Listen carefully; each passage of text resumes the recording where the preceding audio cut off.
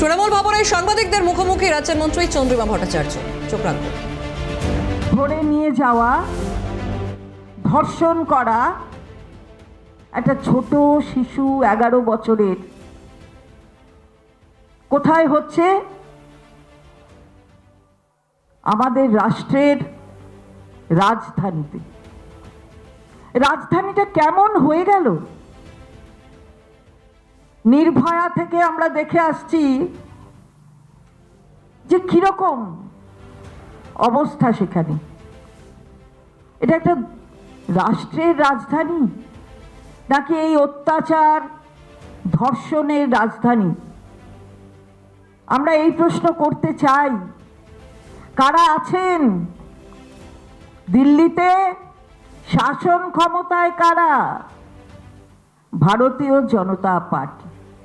পুলিশের এখতিয়ার কাদের? ভারতীয় জনতা পার্টি। তার কারণ হচ্ছে রাজধানীর পুলিশ নিয়ন্ত্রণ করে কে? কেন্দ্রীয় সরকার। তাহলে এই ঘটনা ঘটলো কই? কারোর মুখে কিছু শুনলাম না তো,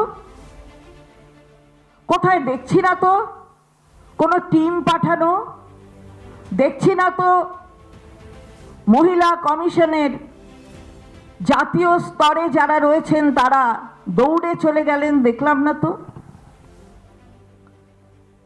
মেয়েটি কি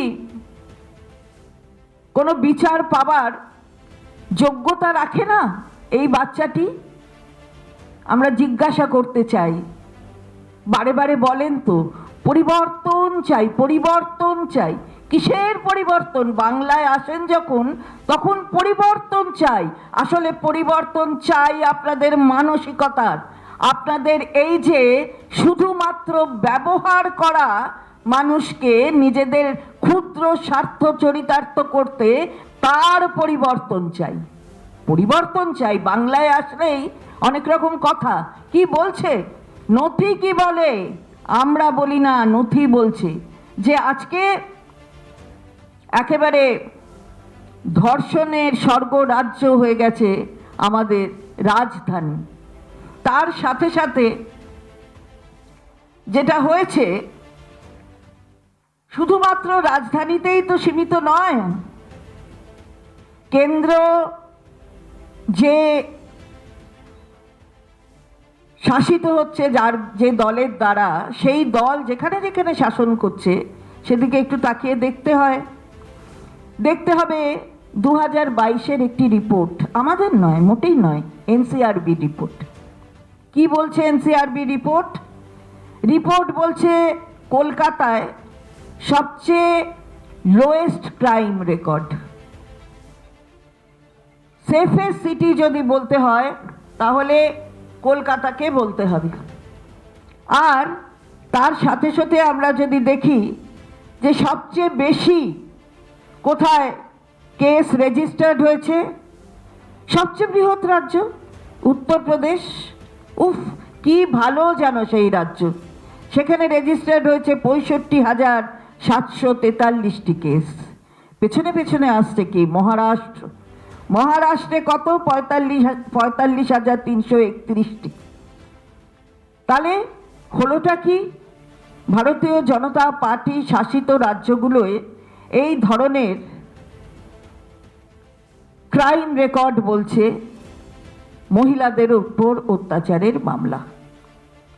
আর তার সাথে সাথে একটু আমরা যদি অন্য দিকটাও বিচার করি, অর্থাৎ 2013 সালে কি হয়েছে?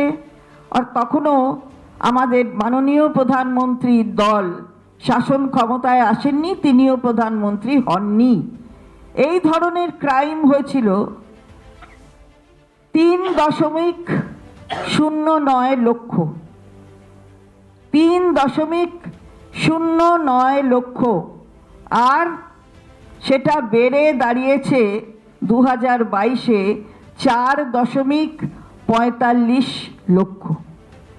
তাহলে বোঝা গেল কি ধরনের শাসন, কি ধরনের মেয়েদের ওপর মানসিকতা তাদের, মেয়ের সংক্রান্ত, সেটা বোঝা যায়। আবার কবে হলো ঘটনাটা? যেদিন বর্ষপূর্তি বেটি বাঁচাও, বাপস রে বাপস রে বাপস, কত টুইট, কত কিছু, বেটি বাঁচাও বাঁচাতে চান? যদি বাঁচাতে চাইতেন তাহলে তো এই শিশুটির এই অবস্থা হতো না। আমরা তাই বারবার বলছি, ধিক্কার জানাই আপনাদের, জবাবদিহি চাই। হলো কি করে, কি করে হলো?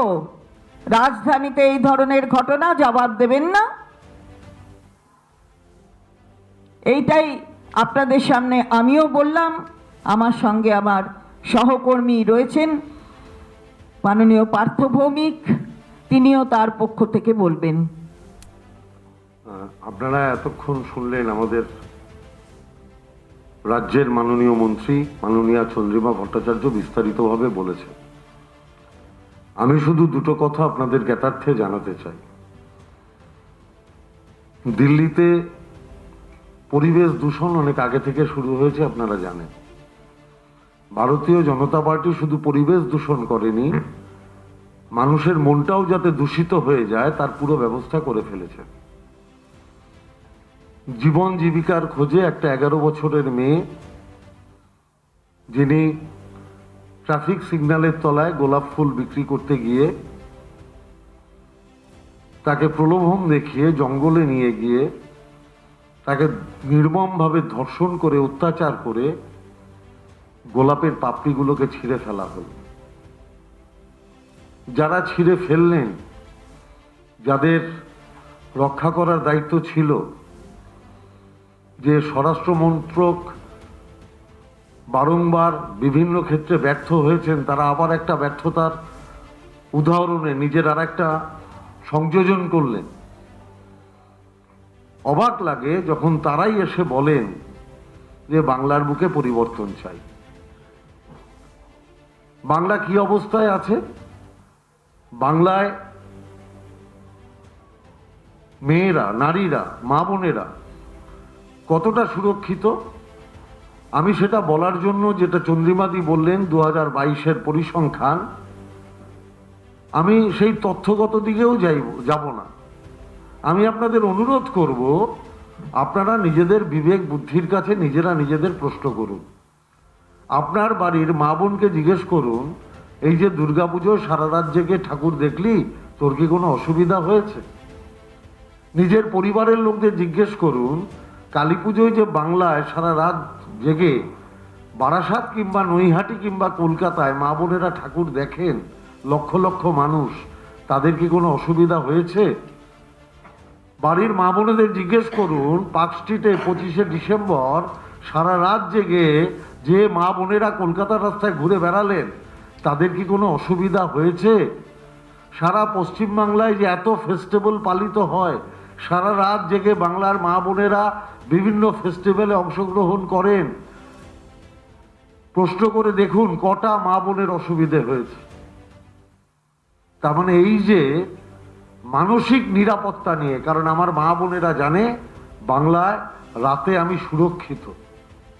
এই যে মা বোনেরা সুরক্ষিত এই বাংলায়, তাহলে নরেন্দ্র মোদী, অমিত শাহরা কি সেই বাংলার পরিবর্তন চান?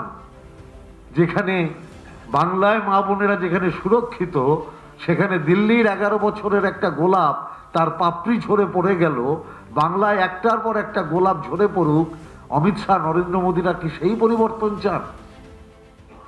আমার বিনীত প্রশ্ন ভারতীয় জনতা পার্টি এবং দিল্লি সরকারের কাছে। কি উদাহরণ রেখেছেন ভারতীয় জনতা পার্টি? আপনাদের তো সবার জানা আছে, ব্রিজমোহন সিং বিজেপির সাংসদ, ফেডারেশনের প্রাক্তন সভাপতি, কি করেছিলেন? কোনো বিচার হয়েছে? উল্টে যারা প্রতিবাদ করেছিলেন তাদের উপর পুলিশ লেলিয়ে দেওয়া হয়েছিল। উন্নাও ধর্ষণ কাণ্ডে যারা ধর্ষণকারী তাদের মালা দিয়ে সম্বর্ধনা দেওয়া হয়েছে। ওরা ওই মানসিকতাকে বাংলায় আনতে চায়। বাংলার যে সহমতের ভিত্তিতে চলে, সর্বধর্ম সমন্বয়ের ভিত্তিতে চলে, যে সাম্প্রদায়িকতা বিরোধী মনোভাব নিয়ে চলে, ওরা এই বাংলার পরিবর্তন চান। ওরা চান এখানে দিল্লির মতো ঘটনা ঘটুক, ওরা চায় এখানে উন্নয়নের মতো ঘটনা ঘটুক, ওরা চায় ব্রিজমোহন সিংহের মতন বিজেপির নেতারা বাংলায় বুক দাপিয়ে ঘুরে বেড়াক, ওরা বাংলার মনীষীদের অসম্মান করে বাংলার সম্মানকে কলুষিত করতে চায়, বাংলার ইতিহাসের বদল আনতে চায়, ওরা এই পরিবর্তন চায়। বাংলার মানুষ কি সেটা মেনে নেবে? আমরা সেই প্রশ্ন করতে এসেছি।